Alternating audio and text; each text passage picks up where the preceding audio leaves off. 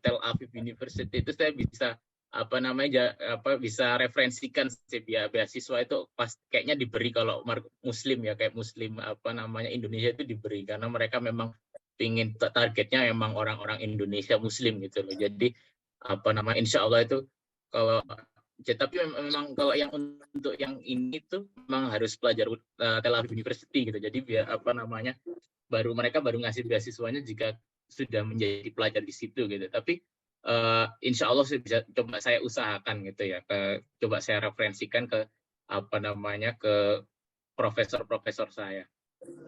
Jadi kita juga penting dulu ya mengerti narasi, perspektif dan narasinya gitu kan. Siapa sih yang membuat narasi? Naratornya itu siapa gitu? Karena narator itu memiliki kepentingan gitu. Jadi kalau di kelas saya itu, di profesor saya itu malah ada yang bilang tidak ada manusia itu yang netral istilahnya gitu. Semua manusia itu pasti dibuat oleh bias dan perspektifnya gitu. Tidak sederhana Israel versus Palestina atau Yahudi versus Muslim gitu kan. Jadi kalau di Israel itu negaranya demokratis. Kita mau pakai acuan siapa gitu kan? Ada yang ada yang Benjamin Netanyahu, kita ada yang Ben Gvir, itu yang menterinya yang kontroversial sekarang. Terus atau kita mau gunakan opininya siapa? Itu ada juga partai kirinya Israel gitu, mereka yang mendukung solusi dua negara. Ada warga Muslim Israel juga, Arab Muslim, mereka tinggal di situ. Terus ada juga yang orang Yahudi ultra ortodoks yang mereka menentang berdirinya Israel karena menurut keyakinan mereka itu Israel tidak boleh berdiri sebelum Imam Mahdi itu datang, juru selamat itu datang gitu kan.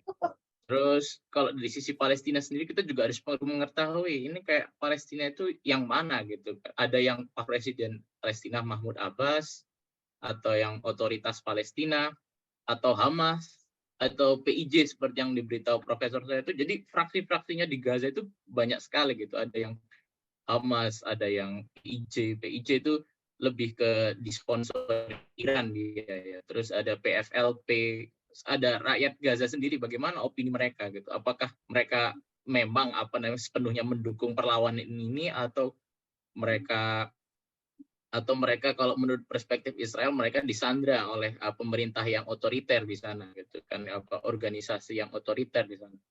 Itu kalau kita juga yang perlu teman-teman ketahui gitu. Terus kayak yang seperti dibilang tadi, itu ada peristiwa yang disorot itu apa aja gitu kan. Ada antisemitis. Kalau Israel tuh sering bawanya itu perspektif antisemitisme gitu loh. Jadi kayak kebencian Yahudi, terus Holocaust. Tapi perang kemerdekaan Israel, mereka selalu membanggakan ini. Terus serangan teroris Palestina, itu mereka selalu disorot oleh media-media di Israel gitu kan. Serangan roket dari jalur Gaza, pembakaran sinagog. Ini kita jarang dengar kan yang ini, ternyata di tepi barat itu juga sering terjadi yang namanya pembakaran sinagog. Tapi kalau kita sering dengar itu juga kalau dari berita-berita Indonesia ya, atau berita-berita Arab, yang kita sering dengar itu adalah istilah Zionisme, Nakba itu yang pengusiran warga Palestina itu. Terus kita juga ada lagi penjajahan Zionis, pembangunan pemukiman ilegal. Ini adalah peristiwa-peristiwa yang disorot oleh media media kita banyak. Terus ada yang kita pelajari di sini itu juga istilah yang digunakan. Jadi kalau and call for Muslims to come and defend Allah, religious justification of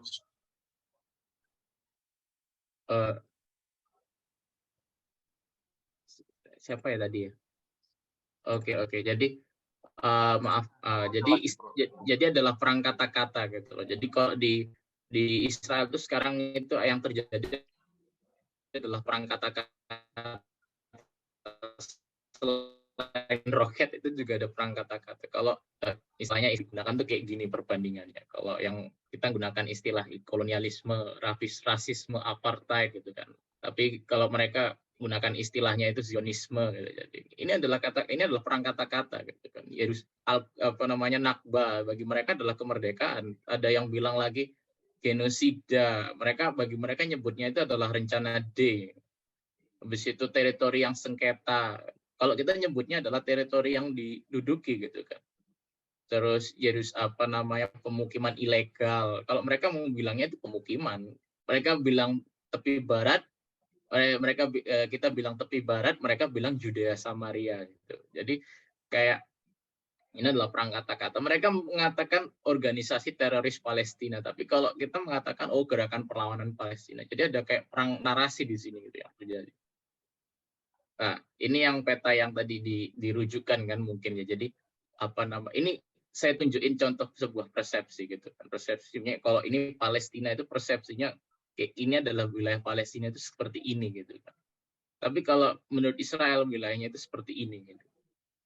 Nanti saya ini cuma untuk menunjukkan persepsi aja. Kalau bagi warga Palestina mereka bilang ini adalah wilayah yang diduduki. Tapi kalau bagi orang Israel mereka bilang yang diduduki adalah wilayah tepi barat ini. Jadi ini perbedaan narasi. Ini contoh yang saya ambil dari berita Israel, dan ini ada yang dari berita pro Palestina yang Al Jazeera. Kita bisa lihat bahwa kalau di berita Israel mereka mereka orang-orang Yahudi itu datang ke kompleks Al-Aqsa itu untuk Jewish worshippers. Habis itu worshippers itu orang yang mau beribadah kan gitu. Memasuki kompleks Al-Aqsa. Gitu. Tapi kalau di berita Al Jazeera bilangnya itu kayak kayak masuknya itu kasar sekali gitu loh. Menyerbu gitu kan. Storm gitu kan katanya. Makin rusuh. Kalau di Kompas ini tulisannya makin rusuh. Pemukim Israel serbu kompleks Al-Aqsa gitu. Terus kata pemukim ini itu pemukim yang mana gitu kan. Kalau menurut narasinya pro Palestina, mereka nganggapnya itu pemukim ini adalah semua orang orang Yahudi yang tinggal di Yerusalem Timur. Yerusalem Timur menurut hukum internasional itu diduduki secara ilegal. Tapi kalau menurut Israel mereka sudah membebaskan Yerusalem Timur. Jadi kayak ada perang narasi kayak gitu. Terus 165 orang Israel serbu. Kayak kata-kata narasinya itu sangat provokatif sekali gitu. Ya, terus kita juga perlu mengetahui kayak narasi umum Arab dan Palestina itu kayak gini. Ada semacam kayak kontroversi terkait siapa yang dianggap pribumi, siapa yang dianggap indigenous itu siapa sih gitu kan. Historic Palestine. Tapi kalau bagi orang Israel mereka anggapnya tanah bersejarah Israel bukan Palestina gitu kan. Berdirinya Israel itu merupakan kalau menurut Arab proyek Zionis dan kolonial pemukim sponsori Inggris. Yahudi, tapi kalau menurut Israel enggak, Yahudi itu mereka menganggap Israel bagian dari tanah leluhurnya gitu loh. Mereka menganggap ini ini juga bagian dari tanahku. Aku bukan orang asing di tanah ini. Ketika aku diusir dari tanah ini, sebagian itu aku masih masih menetap di situ, tapi sebagian besar itu mereka diusir. Tapi kami ada di situ. Itu bukan sesuatu yang asing gitu kan. Seringkali kita menggunakan kacamata Indonesia gitu kan. Kalau kita melihat kacamata Indonesia, kita melihatnya itu kan dari sebuah bagaimana sih ketika sebuah kemenangan itu dicapai melawan penjajah. Ketika ketika penjajah pergi, Belanda pergi, Jepang pergi. Tapi kalau kita lihat dari kalau kita coba pahami lebih lanjut, kenapa kok Israel nggak kunjung pergi-pergi ya? Karena menurut mereka mereka juga penghuni di situ, mereka juga berhak atas tanah di situ gitu. Mereka bukan sepenuhnya orang asing yang datang itu. Mungkin mereka tampangnya seperti orang asing kulit putih, tapi mereka juga memiliki darah Yahudi gitu kan. Dan Yahudi memang mereka memiliki sejarah di tanah itu gitu. Terus kayak ada yang mengatakan bahwa Inggris itu adalah yang biang keroknya yang mendukung kepentingan Zionis Israel. Tapi kalau menurut Israel enggak, Inggris itu hanya setia dengan kepentingannya sendiri. ini buktinya dia mengkhianati kepentingan Yahudi ketika dia membatasi imigrasi kaum Yahudi ke Palestina. Dan bahkan terjadi konflik yang besar antara Inggris dan Palestina waktu itu.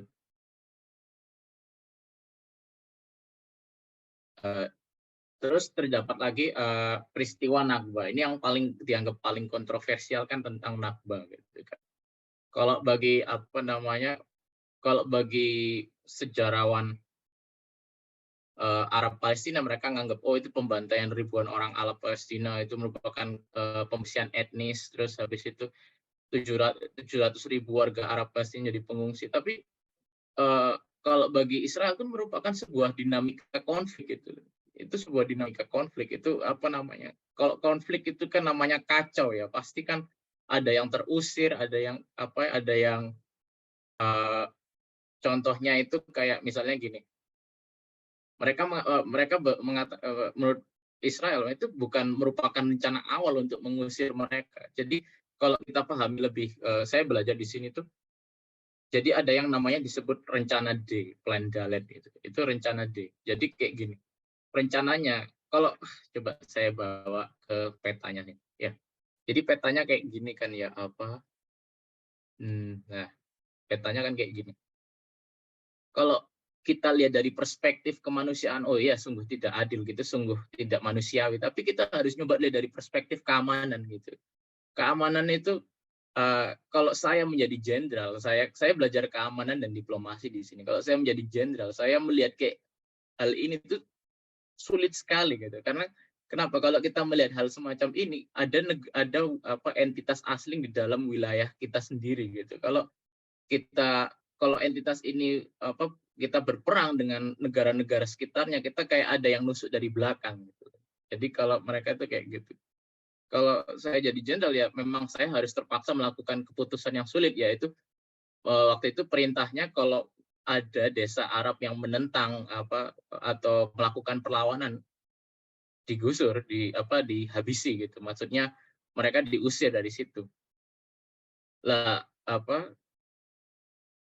ketika itu terjadi, itu 700.000 warga, kebanyakan desa-desa itu melakukan perlawanan ya pastinya mereka diusir. Tapi buktinya ada 150.000 warga Arab Palestina yang mereka itu nggak melawan balik. Jadi mereka ya dibiarkan hidup gitu.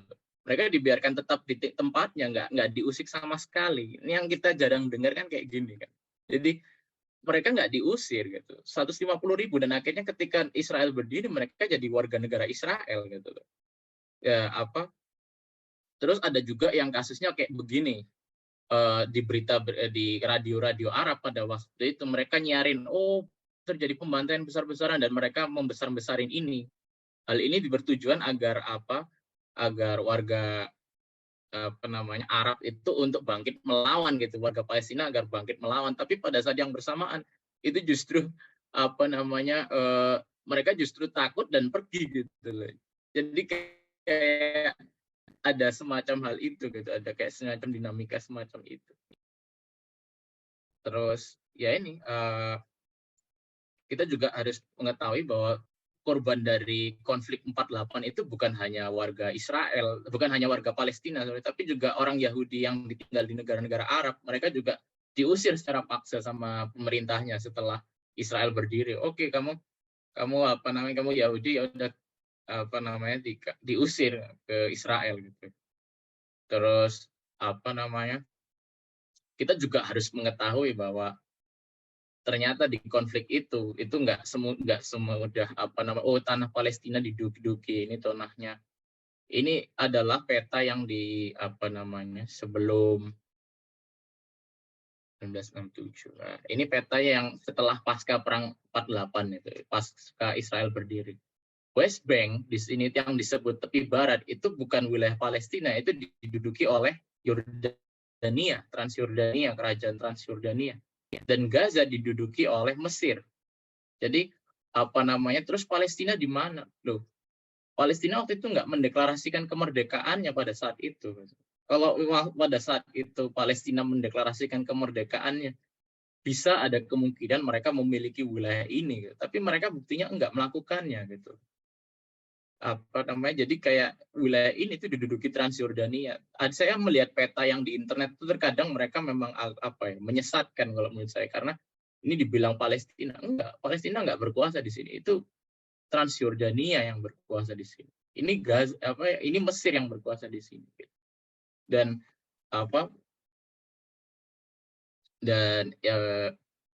dan Yordania waktu itu bisa aja mereka dengan entengnya, kami kembalikan tanah ini kepada Palestina, tapi enggak, Yordania enggak melakukan hal itu, Transjordania enggak melakukan hal itu. Mereka justru menganeksasi tepi barat. Jadi tepi barat itu berada di bawah penjajahan, bisa dibilang pendudukannya Transjordania. Dan banyak negara-negara Liga Arab pada saat itu yang mereka nentang, enggak, ini pendudukan, ini enggak boleh, aneksasi namanya, enggak boleh gitu. Ya, terus yang kayak ada perspektif itu yang Israel berusaha menguasai sebanyak mungkin wilayah Palestina menggunakan segala cara. Israel sebenarnya mereka tidak lagi ingin menguasai wilayah itu, tapi mereka terjebak dalam suatu dilema. Ini yang saya tunjukin 1967 ya. Ini jadi setelah Israel kan ada perang tahun 67. Ini Israel akhirnya menguasai dataran tinggi Golan, menguasai tepi barat gitu kan. Habis itu menguasai Gaza dan merebut Yerusalem gitu ya. Bahkan Sinai pun jatuh ke ininya. Tapi Israel itu terjebak dalam dilema. Warganya itu terlalu sedikit gitu loh. Warga mereka itu terlalu sedikit untuk mengendalikan wilayah seluas ini, tuh mereka terlalu sedikit gitu. Mereka tahu kalau mereka mengendalikan wilayah seluas ini pasti bakal ada konflik terus-menerus yang pasti menghasilkan korbannya banyak sekali. Kayak ada serangan teror yang kita lihat sekarang itu ya bagian dari itu gitu. Akhirnya setelah tahun 67 mereka menyerah Sinai kan dimiliki mereka, terus tahun 73 perang tahun 73 Sinai dikembalikan ke Mesir, tapi dataran tinggi Golan tetap di tangan Israel karena mereka nggak mau karena Suriah waktu itu masih belum mencapai kesepakatan damai sama belum mencapai perjanjian damai dengan Israel. Jadi Lebanon, Suriah itu secara teknis sekarang tuh masih dalam keadaan perang. Tapi mereka memiliki gencatan senjata, mereka nggak akan tembak-menembak gitu loh. Tapi mereka dalam kondisi perang ya, secara teknis karena belum pernah ada perjanjian damai antar sejak tahun-tahun itu gitu kan. Ini ada West Bank. Ini yang mereka pinginnya yang waktu itu kan Gus Syafiq katanya waktu itu kan merujuk ke ini ya, yang West Bank ini kan ya. Jadi begini, West Bank itu kasusnya itu agak Israel itu kalau menurut hukum internasional itu dianggap pendudukan. Tapi Israel juga pada saat yang bersamaan mereka itu merasa juga memiliki hak atas West Bank gitu, karena itu menurut mereka itu adalah tanah suci, salah satu merupakan bagian dari tanah sucinya Israel gitu kan. Jadi kalau menurut hukum internasional mereka melakukan pendudukan, tapi kalau menurut mereka menyebutnya itu tanah sengketa. Gitu. Internasional bilangnya itu tanah pendudukan gitu kan. Jadi ada kayak semacam di West Bank ini, sebentar saya tunjukin. Nah kayak gini. Jadi West Bank itu sekarang kayak dibilangnya itu istilahnya ya tanahnya itu dalam sengketa di Israel. Jadi Palestina memiliki otonomi di sana, tapi tidak tapi dalam bidang di zona-zona tertentu itu yang berdaulat itu polisi Israel gitu. Apakah ini semata-mata karena pengen mereka merebut? Ada yang bilang gitu, tapi ada juga yang bilang karena memang alasan keamanan. Kayak yang diberitahu profesor saya tadi itu, mereka sudah setuju ngasih Gaza ke Palestina, tapi yang terjadi adalah Hamas menguasai jalur Gaza. Mereka menggulingkan pemerintahan PNA yang di sana, Palestinian National Authority, dan sekarang mereka nembaki roket ke Israel. Bagi Israel ini bahaya sekali. Kalau mereka nyerahkan West Bank, apa jaminannya mereka nggak akan nyerang Israel lagi? Itu yang makanya konfliknya nggak kunjung selesai. Jadi yang kayak daerah-daerah ini itu yang mereka masih belum bisa, mereka masih nggak bisa nggak bisa jamin gitu loh, kayak apa namanya, bagaimana apa jaminan yang bisa diberikan Palestina. Kalau dari kampus saya itu saya bisa lihat West Bank dari atap kampus saya itu bisa kelihatan West Bank. Nah, ini yang kayak saya mau tunjukin tadi itu. Jadi kayak kemanusiaan, apa namanya? Kalau menurut kemanusiaan, oh ya sangat tidak adil.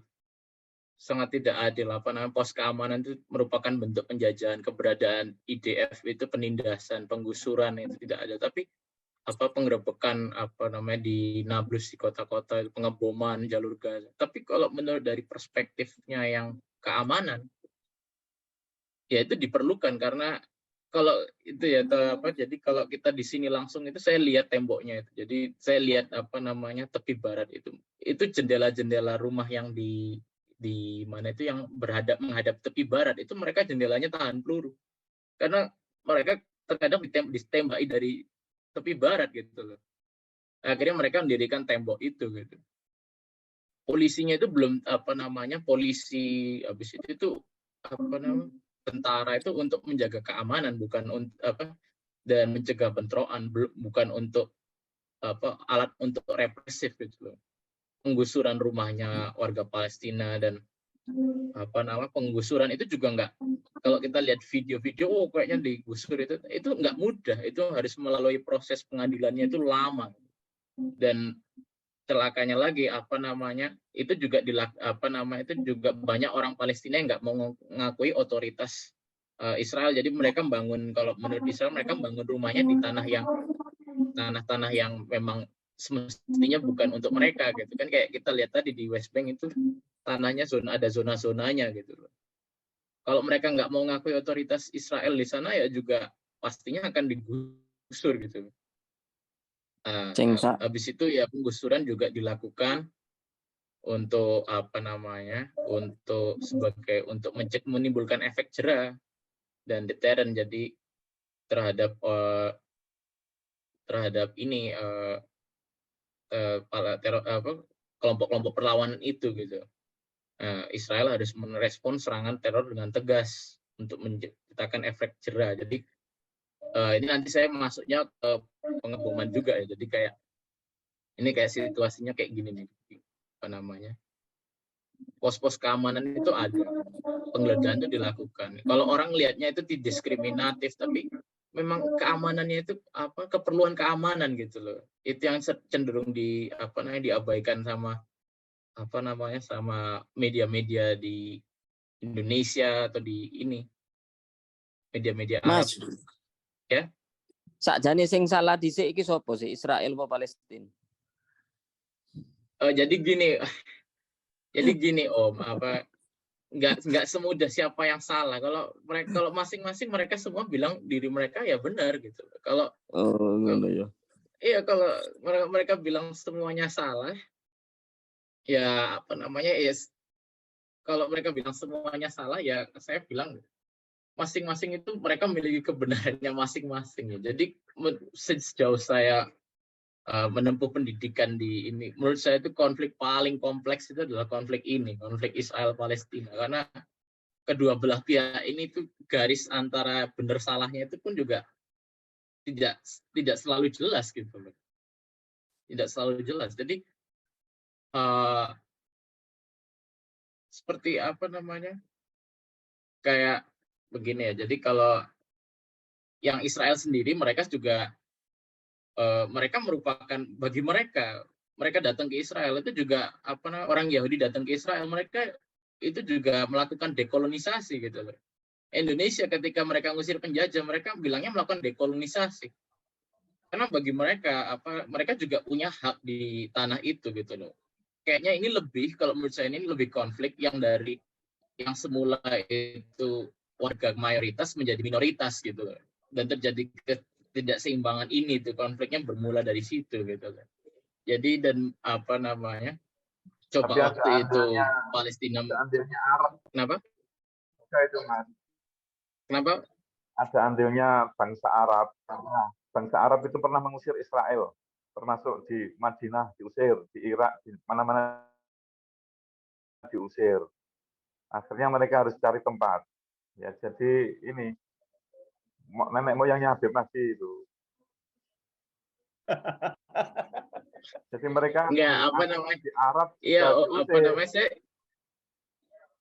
Ya, jadi Ini, jadi masuk. ya silakan. Ya. Kang Nen, sampean ojo cerita Majapahit yo. Iki gak ono hubungannya mbek Majapahit. Ada, Beb, ada. Ya, Jadi itu gini Gus apa? Safik itu alumni Syria, Mas. Jadi dia studi sarjananya di Syria, Gus Safik itu. Oh, Jadi agak paham terkait Timur Tengah lah. Iya, Terus iya. gini, Sangat paham, kalau sangat paham. sangat paham. Ya. Iya. Jadi tidak bisa dipungkiri memang konflik ini konflik agama ya. Ya, kalau di negara kita itu politik identitas ya, di sana malah lebih dulu politik identitas itu. Karena migrasi besar-besaran orang-orang Yahudi di Eropa itu juga landasan utama juga politik identitas. Teks keagamaan mereka, karena mereka mengakui ya, Palestina itu sebagai tanah leluhur mereka. Dari mana mereka mengakui itu? Ya dari teks kitab suci mereka, ya kan? Nah, makanya tidak bisa dipungkiri ini konflik agama karena masing-masing kredo keagamaan antara Islam sama mereka itu ya mempertentangkan terkait dengan penguasaan tanah suci itu. Ini harus clear dulu, ya, clear dulu bahwasanya akarnya memang konflik sektarian keagamaan, ya, terkait dengan tanah suci, ya kan. Jadi politik itu mengikuti setelahnya, ya. Nah, dia bikin gerakan politik. Mulanya memang konflik keagamaan. Nah, bagaimana solusinya? Solusinya saya kira memang Amerika juga mengakui menawarkan solusi dua negara, ya kan. Terus bulan April atau bulan Maret itu pemimpin Israel juga menawarkan itu, tapi minta satu persyaratan keamanan, jaminan keamanan ketika nanti Palestina diberikan kemerdekaan tidak menjadi kekuatan negara yang memusuhi Israel. Kira-kira itu kan komennya itu. Ya. Nah, selanjutnya apa sih yang perlu kita lakukan? Ya. Jadi kalau kita muter-muter terkait dengan geopolitik ini nggak akan bisa ketemu karena masing-masing punya landasan teologis untuk menegasikan yang lain. Orang Muslim punya landasan teologis menegasikan bahwasanya Yerusalem itu tanah sakral, tidak boleh diduduki oleh orang-orang Yahudi. Terus orang Yahudi juga mengatakan bahwasanya ini tanah kita, ini tembok ratapan kita, kan begitu. Nah, solusinya itu pernah digagas sama Gus Dur sebetulnya ya. Jadi solusi terkait dengan dua negara itu dengan pendekatan kultural ya. Ya, memang ini kerja lama, kerja jangka panjang, kerja peradaban ya, yang harus dimenangkan secara politik. Maksudnya bagaimana? Maksudnya di dalam Palestina itu harus selesai dulu, faksi-faksinya harus selesai dulu terkait dengan pemahaman terkait konsep dua negara ini. Karena kalau jadi satu negara nggak mungkin. Ya. Israel mau menghabisi Palestina, Palestina mau menghabisi Israel, nggak mungkin. Ya. Mungkin terjadi, tapi harus perang dunia dulu katanya Iran. Ya. Jadi perang dunia dulu, nanti lihat siapa yang menang. Itu tidak mungkin. Ya. Yang mungkin adalah Gus Dur itu menginisiasi banyak dialog, banyak jejaring dengan tokoh-tokoh perdamaian di Israel. Dulu ada Yitzhak Rabin dan macam-macam itu. Yang sekarang nggak ada tokoh itu. Israel nggak ada tokoh itu. Sampai sekarang nggak ada. Palestina juga Mahmud Abbas itu juga bukan kekuatan dominan di Palestina sendiri, tidak bisa menyatukan faksinya, ya kan? Tidak, ya jauh dari Yasser Arafat lah kalau kita bilang itu. Ya, pasca Yasser Arafat sudah banyak raja, banyak matahari di Palestina itu sehingga tidak terkonsolidasi dengan baik. Israel juga demikian. Nah, problemnya adalah kalau kemudian peran kita, itu peran Indonesia itu yang diminta adalah karena hubungan diplomatik formal tidak ada, maka diplomatik kultural ini penting. Ya, kita harus banyak menyebarkan gagasan-gagasan, bersilaturahmi, berdiskusi dengan kedua komunitas besar yang ada di Palestina dan ada di Israel. Itulah kenapa kemudian di Palestina dan di Israel itu sulit ketemu karena tidak ada organisasi seperti Ansor ini, ya, yang mendominasi pemikiran gerakan tidak ada. Jadi semuanya kanalisasi di partai politik dan antara misalnya Likud sama partai apa itu yang dominan. Iya, ada partai-partainya itu. Ya, itu. Jadi kalau secara politik nggak akan ketemu ya, nggak akan ketemu. Maka pendekatannya adalah pendekatan diplomatik kultural ya. Ya, diskusi terus silaturahmi diperbanyak, kemudian ini menjadi ide-ide yang mayoritas masing-masing kekuatan antara Palestina dan Israel. Nah, jadi gini Mas Aryo, solusi ini maksudnya Kang Nen, solusi ini itu kapan kita bisa ke sana 40 hari lah minimal. Jadi kita iya memang harus iya kan? ini kan ngono Kang Nen. Nah, segera direalisasikan itu. Jadi maksudnya kita itu mau jadi wali songo lah di sana. 40 hari lah minimal. Iya. Bahaya kalau DNA-nya harus diperjelas dulu habis itu mau ke sana. Iya, jadi begini, solusinya memang nggak bisa, solusi militer, solusi politik nggak bisa. Strategi politik, strategi militer nggak bisa, strategi kebudayaan yang bisa. Ya kan, makanya ini harus serius. Tel Aviv itu, Universitas Tel Aviv yang katanya kampus hebat itu harus merumuskan apa strategi kebudayaan untuk menguatkan narasi bahwasannya narasi perdamaian solusi dua negara itu menjadi narasi besar di antara Palestina dan Israel. Ini penting. Jadi kalau strategi geopolitik, strategi strategi ekonomi, terus strategi diplomatik formal tidak akan bisa selesai, tak jamin. Tidak ada. Nah, harus jadi dulu solusinya di Indonesia gitu itu juga demikian. Dulu solusinya strategi kebudayaan. Makanya tradisi kebudayaan ini menjadi penting, dan Nahdlatul Ulama itu gurunya kalau masalah itu. Ya, kita siap ansor itu kalau dibutuhkan untuk bikin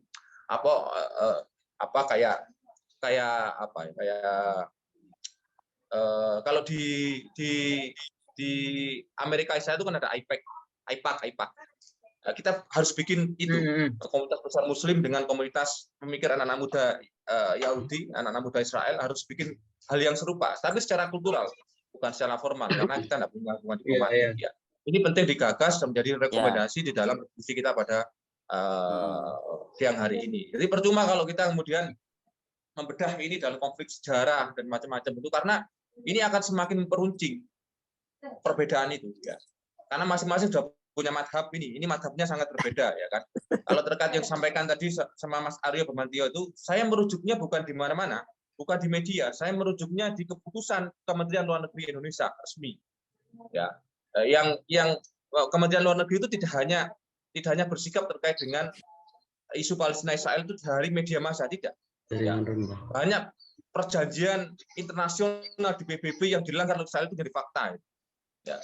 Banyak itu. Kalau kita mau merujuk itu tidak akan pernah ketemu. Makanya solusinya adalah memperkuat basis kultural, basis studi, basis hubungan emosional antara kelompok Muslim terbesar di dunia ini dengan kelompok mayoritas ekstrim, mayoritas yang ada di Yahudi, yang ada di Israel. Ini menjadi penting. Sambil sembari kita melakukan dua langkah selain di internal Israel juga di internal Palestina. Ini dua problem ini. Masing-masing punya kelompok garis keras, masing-masing punya kelompok yang berlandaskan kitab sucinya masing-masing. Tidak akan ketemu.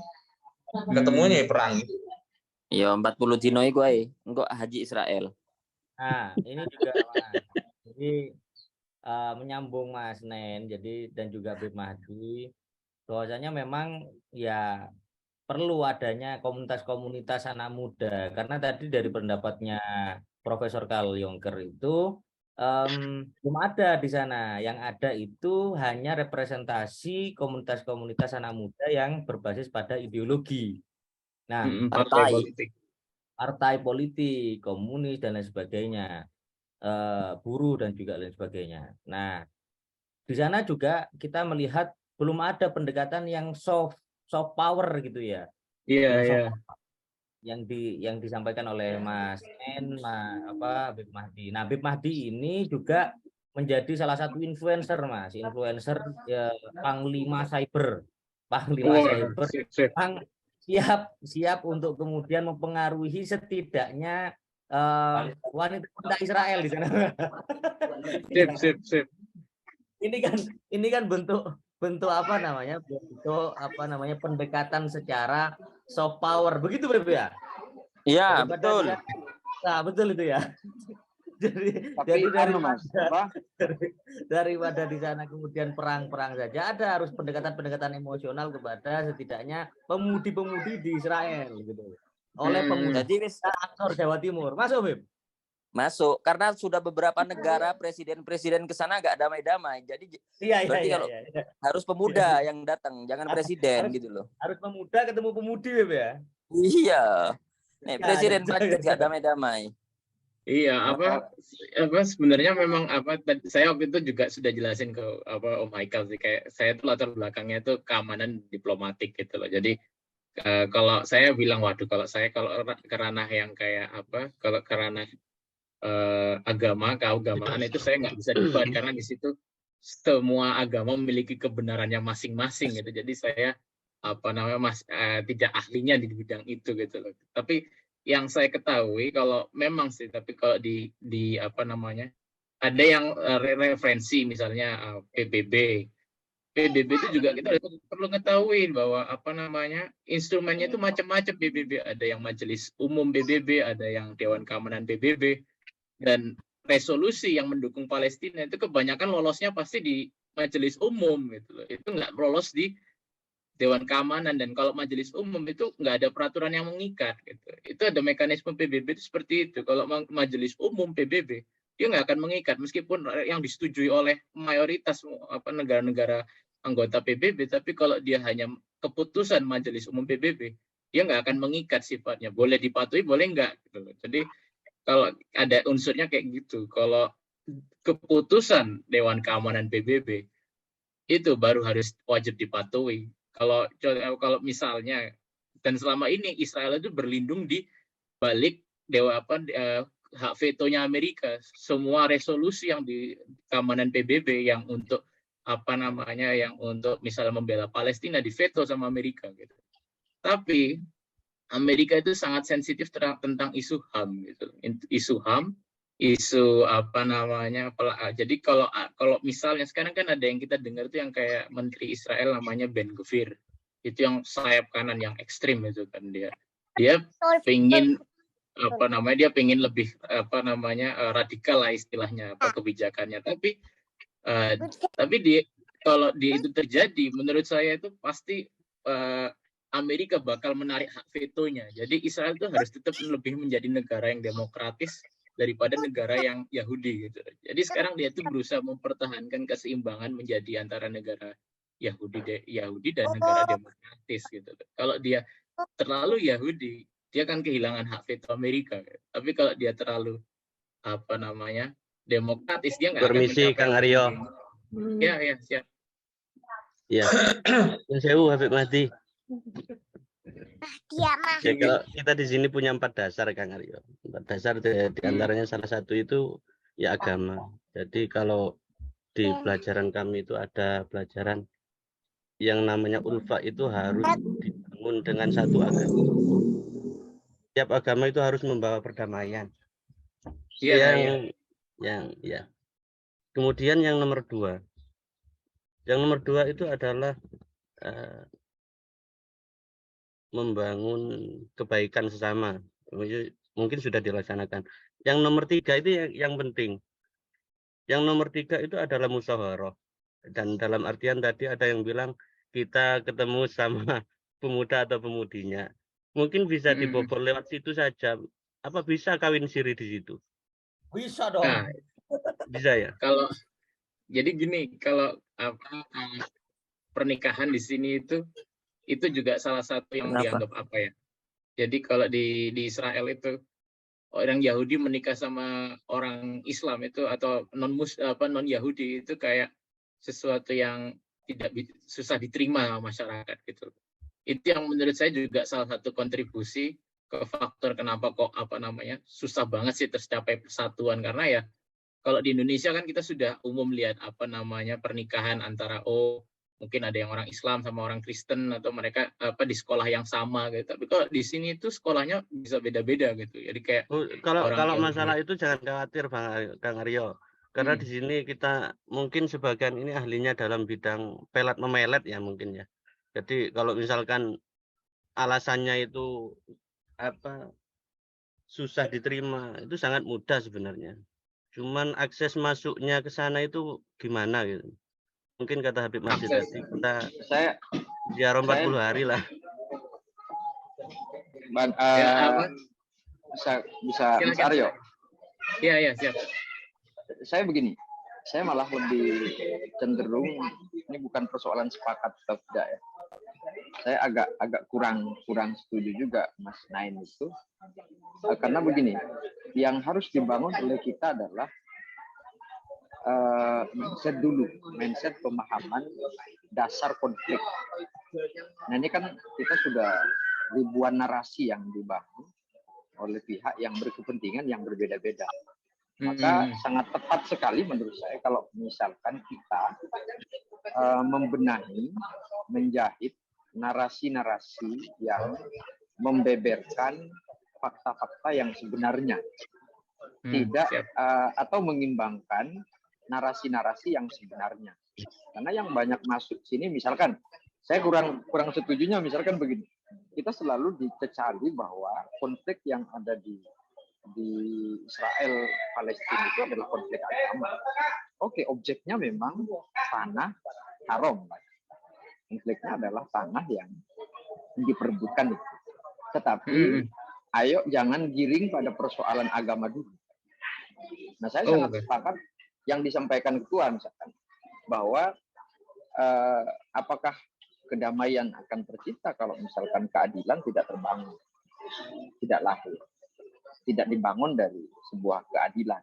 Nah, maka keadilan dulu yang harus dibangun, baru kita berbicara persoalan keadilan. Nah, persoalan kita di sisi kita menurut saya adalah membangun narasi-narasi yang berdasarkan fakta, tidak berdasarkan kepentingan. Saya yakin Gus Dur begitu. Jadi kita jangan takut lagi membeberkan fakta yang terjadi di Israel misalkan, atau fakta-fakta yang terjadi yang dilakukan oleh Palestina. Baru kita tujuan akhirnya adalah soal perdamaian. Kalau sudah tercipta persoalan keadilan dulu, nah baru dibangun narasi-narasi soal keagamaan. Nah di Indonesia itu yang dominan menurut saya adalah membangun narasi-narasi mereka yang lebih cenderung pada persoalan jihad, agama dan lain sebagainya.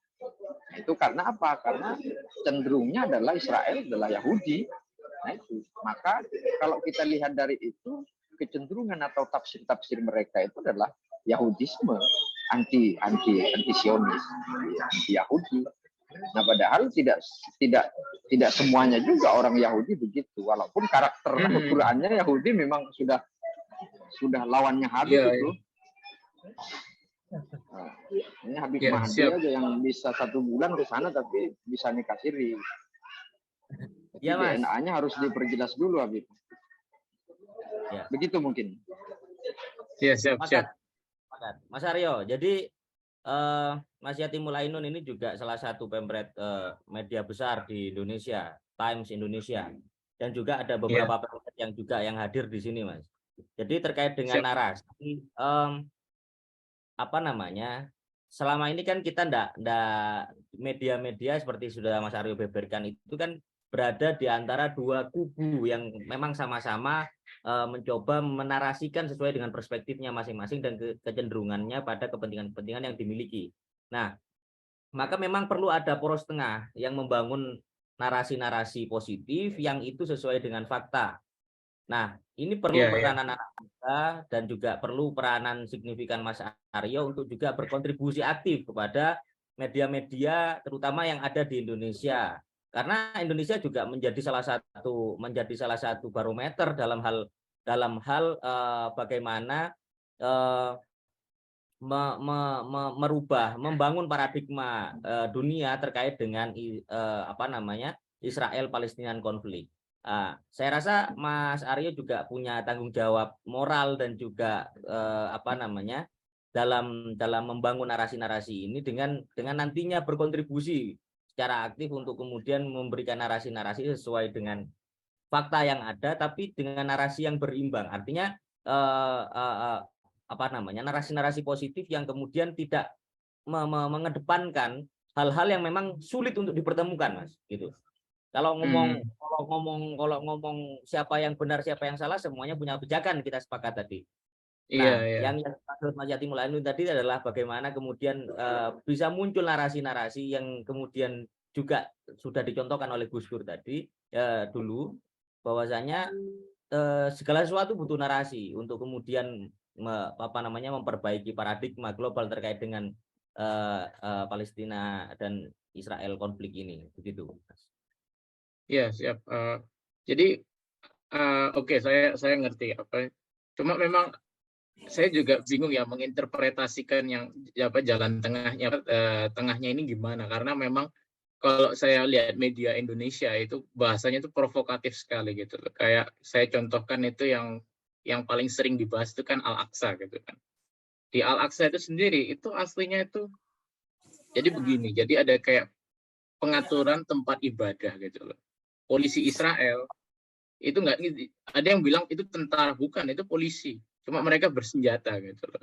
Mereka memang bersenjata karena situasi keamanannya itu memang kalau saya itu apa ya, di Yerusalem Timur itu orang penusukan itu sangat rawan terjadi gitu loh. Di daerah-daerah itu memang sangat rawan terjadi gitu loh. Makanya mereka memakai pakaian lengkap, bersenjata lengkap tuh karena kayak gitu. Terus yang kita lihat itu di video akhir-akhir ini tuh kan pasukan Israel nyerbu Al-Aqsa.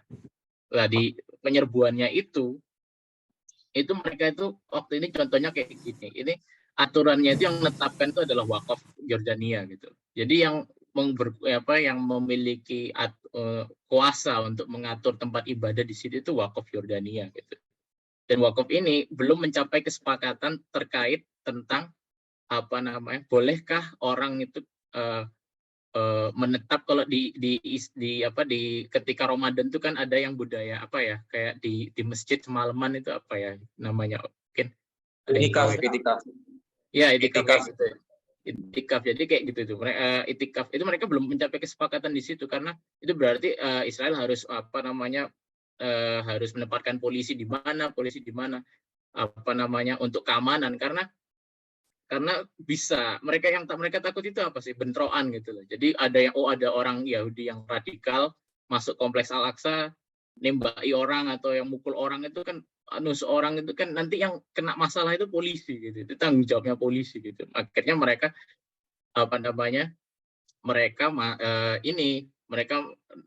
belum sampai kesepakatan lah, tapi ternyata ada ada warga Palestina masuk situ melakukan hal itu yang dibilang tadi itu yang menetap semalaman, dan mereka juga belum ada izin gitu loh. Akhirnya polisi Israel masuk gitu loh, karena mereka juga kita lihat di video mereka bawa petasan gitu loh, bawa batu gitu. Itu mereka menakutkan.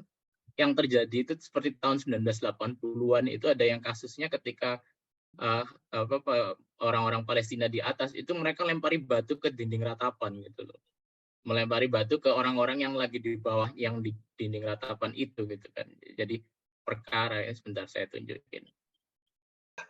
Ya, saya mau feedback dulu ya. Ya, silakan. Beberapa hal ya. Gus Ainun juga Mas Aryo. Jadi resolusi PBB Dewan Umum itu memang tidak mengikat kan, sehingga Israel bisa aja di apa itu mengingkari atau apa itu. Tapi banyak juga resolusi Dewan Keamanan itu juga diabaikan oleh Israel. Itu juga fakta. Ya, resolusi nomor 242 tahun 67, resolusi Dewan Keamanan PBB nomor 338 dan macam-macam itu banyak sekali yang dilanggar. Jadi kalau Mas Aryo tadi mengatakan bahwasanya Israel itu patuh pada resolusi PBB, khususnya Dewan Keamanan itu juga tidak patut, tidak sesuai dengan sejarah. Itulah kenapa kemudian saya katakan tadi informasi yang saya terima secara pribadi itu terkait dengan konflik itu secara Palestina itu bukan dari media ya, seperti yang tadi itu banyak goreng-gorengan ya, tapi kebijakan resmi daripada pemerintah Indonesia melalui perwakilannya di Dewan Keamanan maupun di Majelis Umum. Ya. Jadi clear, memang Israel ini memang kalau kita mau pendekatan secara politik itu memang tidak bisa dipegang. Ya, itu sudah fakta. Yang kedua terkait dengan narasi keagamaan, apa sih yang perlu saya sampaikan tadi? Pendekatan politik kita tidak akan bisa, pendekatan agama tidak akan bisa. Karena apa? Karena kedua belah pihak itu bukan membuat konflik ini generasi agama itu. Ya, Israel lahir itu juga karena basis teologi. Ya, dia mengklaim wilayah itu apa? SHM atau SHU. Dia punya kapling tanah, enggak.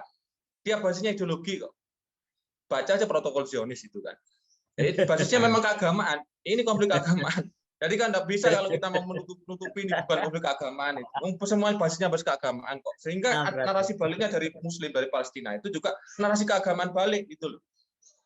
Jadi kalau kita mau ambil ini solusi ini pendekatan politik, pendekatan keagamaan tidak akan ketemu. Nah, maka yang harus kita lakukan adalah pendekatan strategi kebudayaan. Ya, solusi dua negara itu menjadi yang paling rasional dan Gus Dur juga sepakat itu. Pemerintah Indonesia juga sepakat itu. Amerika bahkan sepakat itu. Tapi ya lagi-lagi tadi ya saling ketidakpercayaan itu yang penting ya.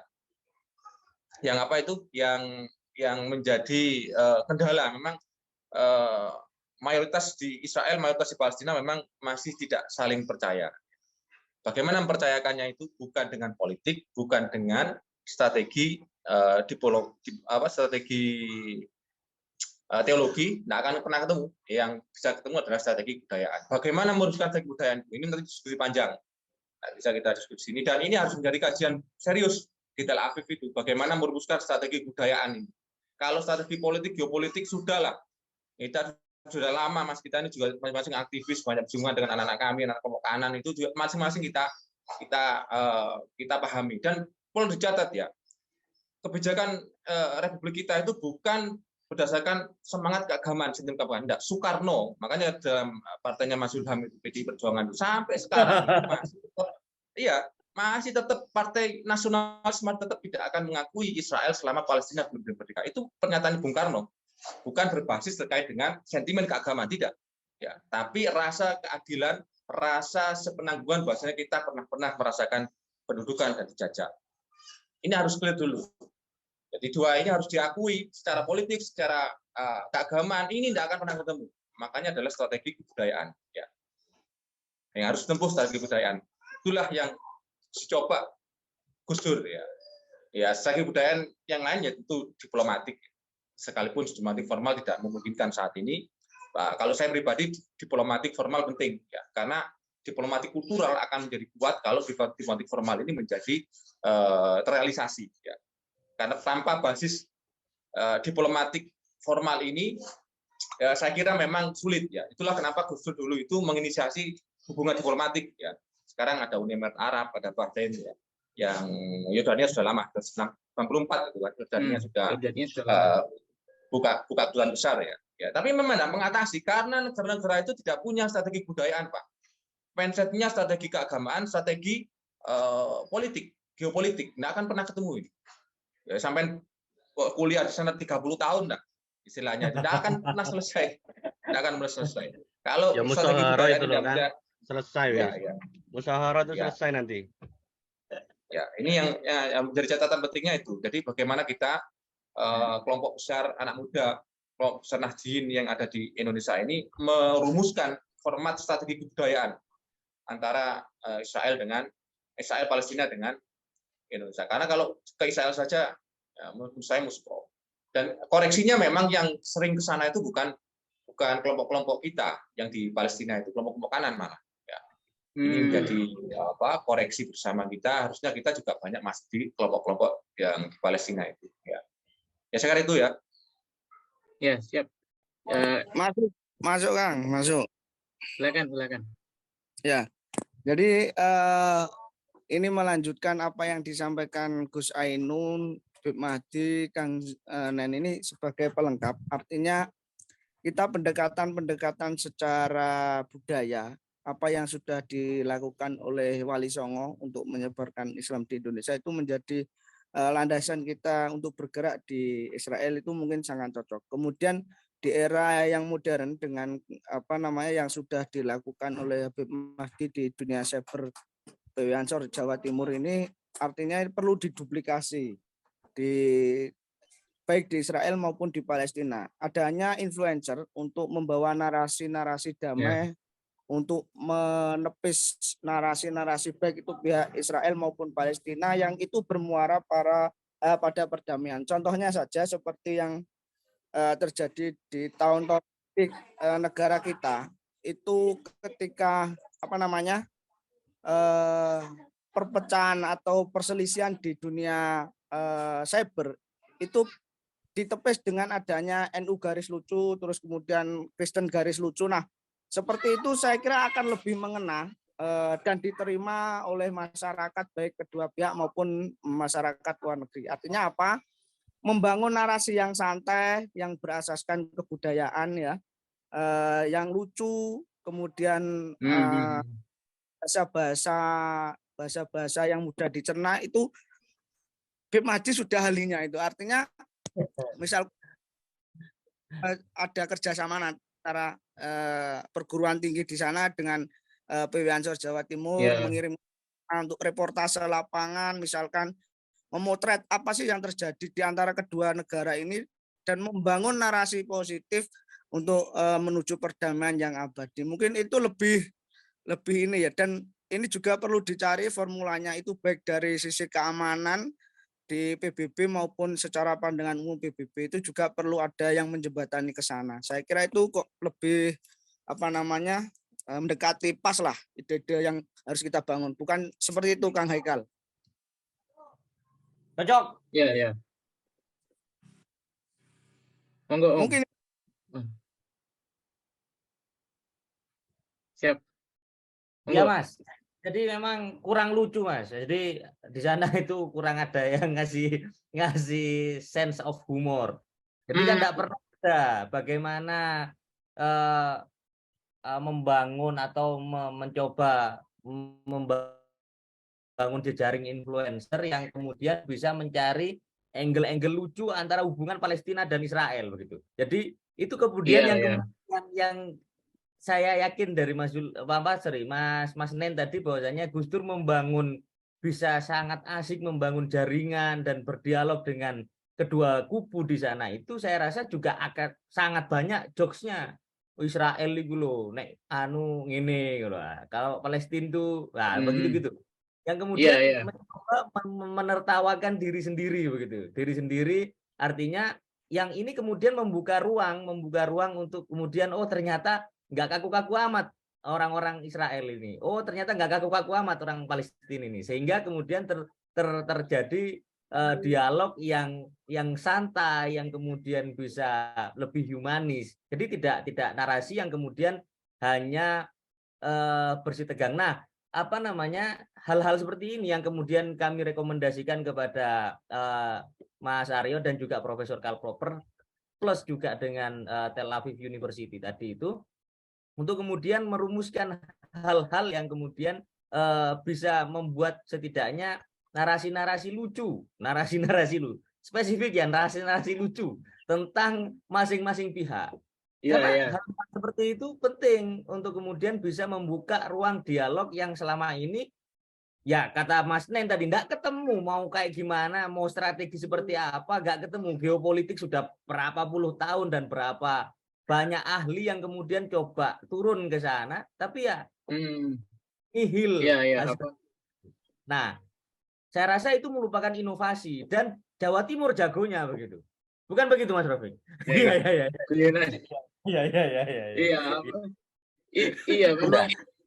Emang saya pengalaman saya itu di sini tuh, saya juga pernah tanya gitu sih, kenapa sih kok nggak ada yang kayak acara komedi bersama gitu ya, tertawakan perbedaan gitu loh kayak gini. Terus yang itu juga mereka kendalanya begini. Jadi orang Israel di sini tuh mereka itu lebih menganut ke barat, menganut kebudayaan barat yang kalau mungkin teman-teman sudah pernah dengar cancel culture ya kalau di barat itu ya.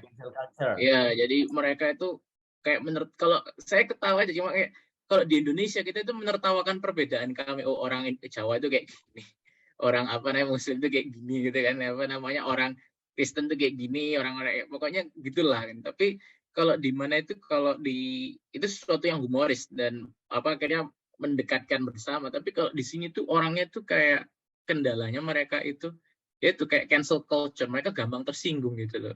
Kayak gampang sensitif, sensi gitu loh. Kayak saya aja pernah salah nyebut gitu aja sudah, kamu kok nyebut aku itu kan gitu loh. Kenapa emangnya? Aku hanya menyebut kamu orang Barat gitu kan, bukankah ini budaya Barat gitu kan. Apa maksudmu budaya Barat? Ya, jadi kayak orang di sini tuh ada kayak tendensi gitu tuh.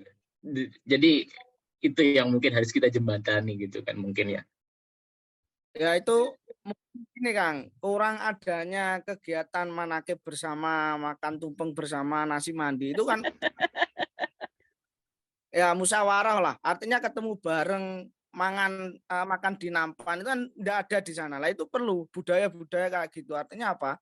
Ketika sudah forum satu rasa, artinya nanti ini akan oh ya ternyata kita menertawakan diri sendiri itu bukan sesuatu yang hal aneh kan gitu. Iya.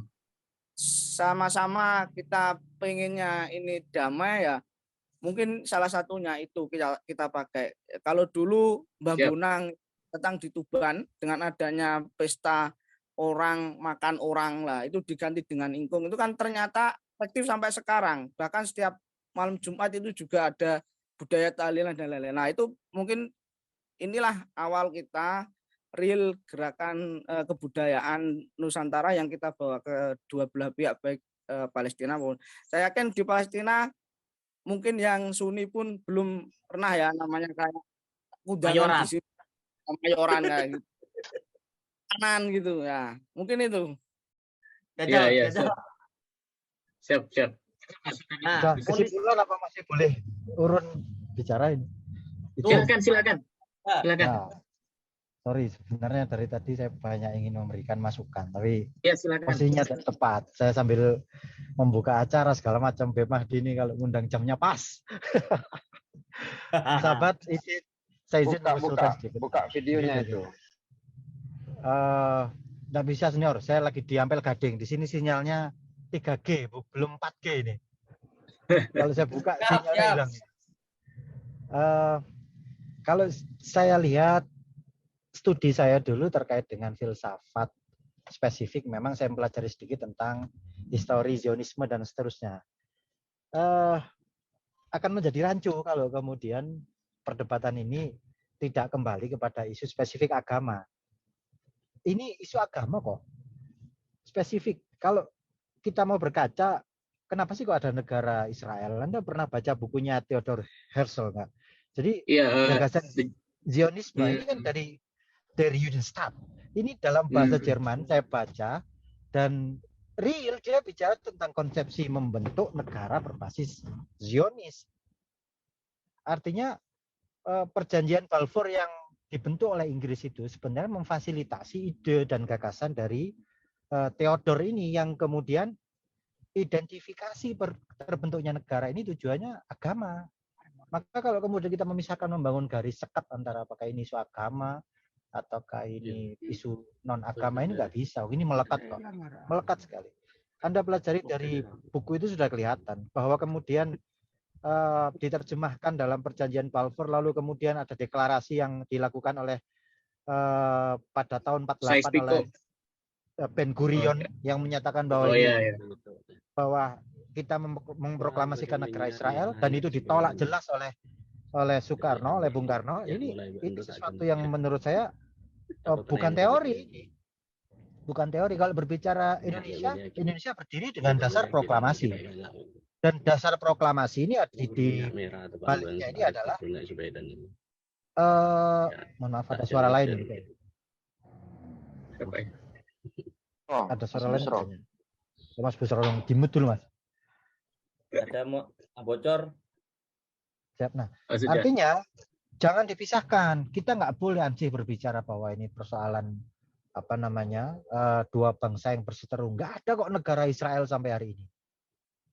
Saya secara spesifik dan ideologis yakin bahwa nggak ada negara Israel sampai hari ini, karena mereka itu melakukan aneksasi dan memenangkan dirinya dalam perang yang mana dasarnya adalah agama. Yang ada penjajahan ini spesifik. Jadi pendekatan budaya bagi saya masuk akal, tetapi kembali lagi saya sepakat dengan teman-teman yang mungkin pernah datang ke sana, pernah berkumpul dengan teman-teman Israel. Dalam beberapa kesempatan saya pernah berkumpul dengan mereka dan komunikasi dengan baik. Cancel culture-nya ini ketat. Artinya mereka nggak bisa bercanda soal Mereka nggak bisa bercanda, nggak bisa. Black humor nggak masuk ke mereka karena culture mereka bukan begitu. Mereka nggak bisa dipercandain. Apalagi mereka memandang bahwa kita sebagai orang Timur ini adalah ras yang jauh di bawah mereka secara identitas, secara kultur maupun boleh dibilang kita jauh kalau dari secara budaya dibandingkan mereka. Maka mereka akan selalu memandang rendah beberapa ras tertentu, termasuk ras Asia. Karena itu kita nggak bisa nyebut-nyebut mereka main-main. Dalam sebuah buku saya juga pernah membaca bagaimana kenapa sih Yahudi itu menjadi sangat cerdas, bagaimana mereka membangun pola pikirnya.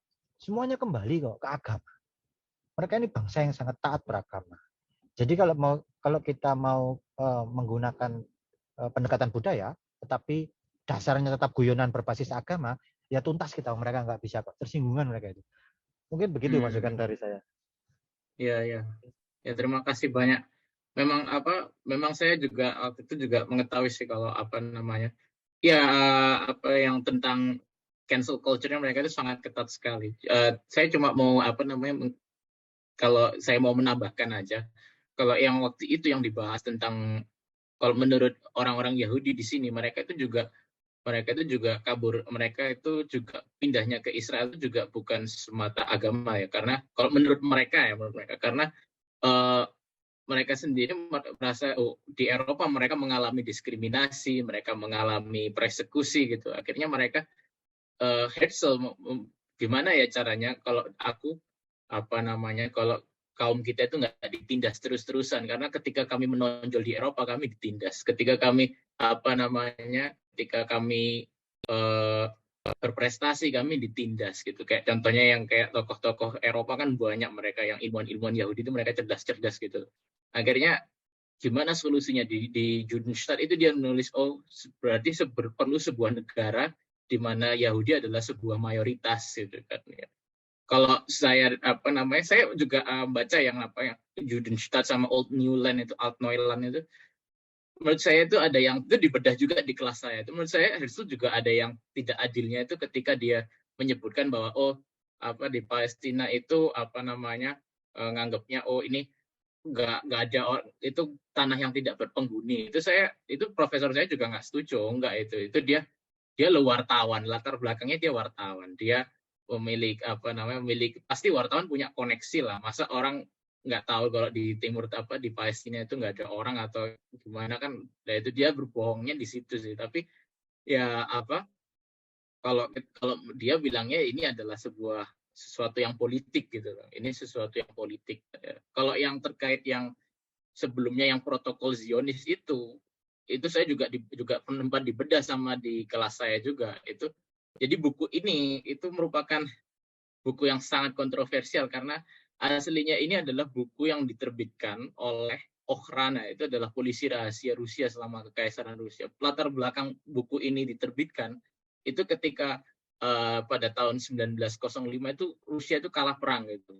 Terus untuk menyalahkan untuk agar rezim itu terselamatkan, rezim Tsar terselamatkan, mereka menimpakan kesalahan ini terhadap kaum Yahudi karena mereka mendukung Jepang.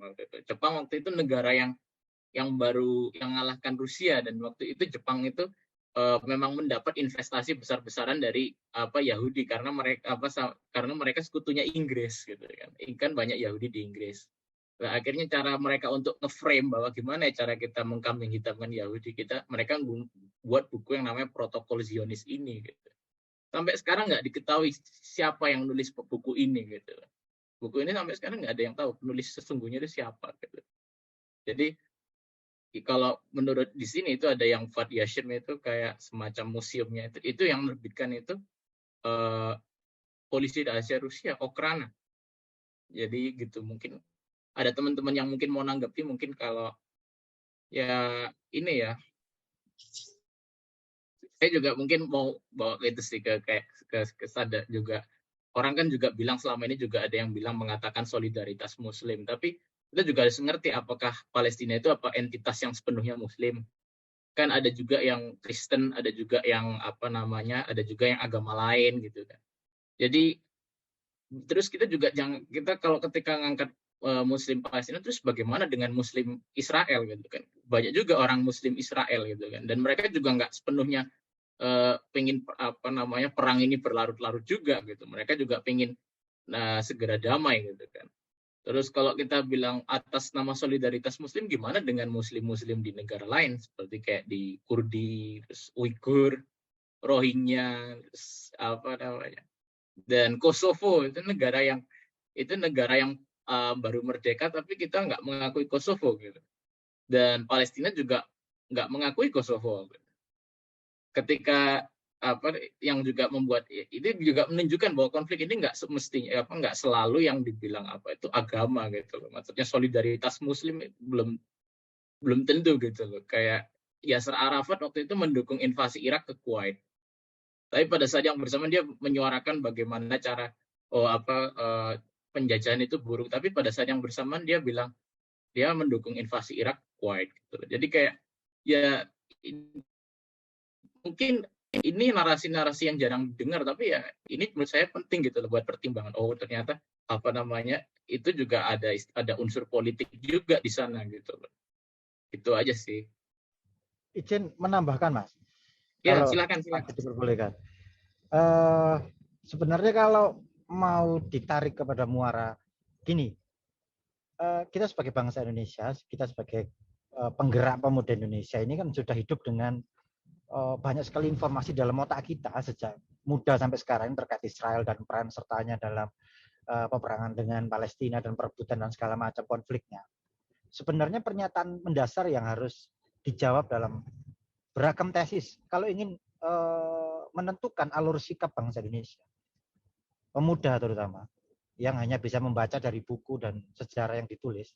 Sebenarnya pertanyaan mendasar bagi kami itu apa benar yang ditulis di Al-Quran Bani Israel itu adalah bangsa Israel? Kalau itu terjawab, maka tuntas sudah sebenarnya. Kalau memang itu Bani Israel, ya sikap kita harusnya jelas seperti yang dituliskan dalam Al-Quran. Kalau acuannya adalah buku misalnya, kitab misalnya dalam Bidayah wa Nihayah Nabi Ibrahim ini kan digambarkan punya 2 anak dan seterusnya di sana salah satunya lahir keturunan Bani Israel. Nah, apakah Bani Israel ini bangsa Israel?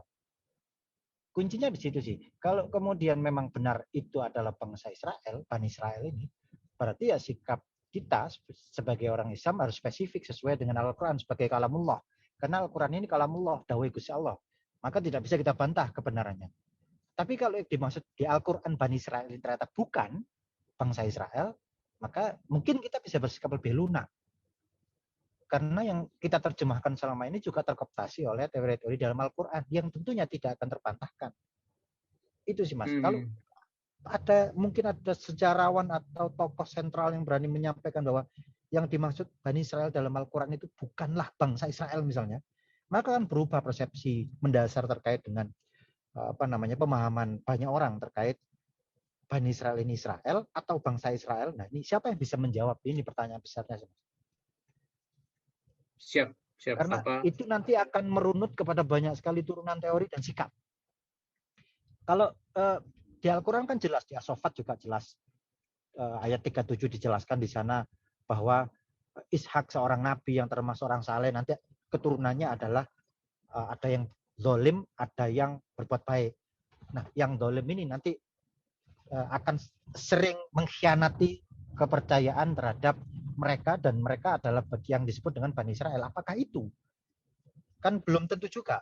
Makanya kalau ada yang bisa menjawab teori ini, menyatakan bahwa bangsa Israel ini bukan Bani Israel loh, beda konteks, selesai. Mungkin persepsi orang akan banyak berubah. Tapi siapa yang berani memberikan pernyataan dan kemudian diterima oleh terutama negara-negara yang memiliki penduduk Muslim terbesar di dunia, Indonesia ini?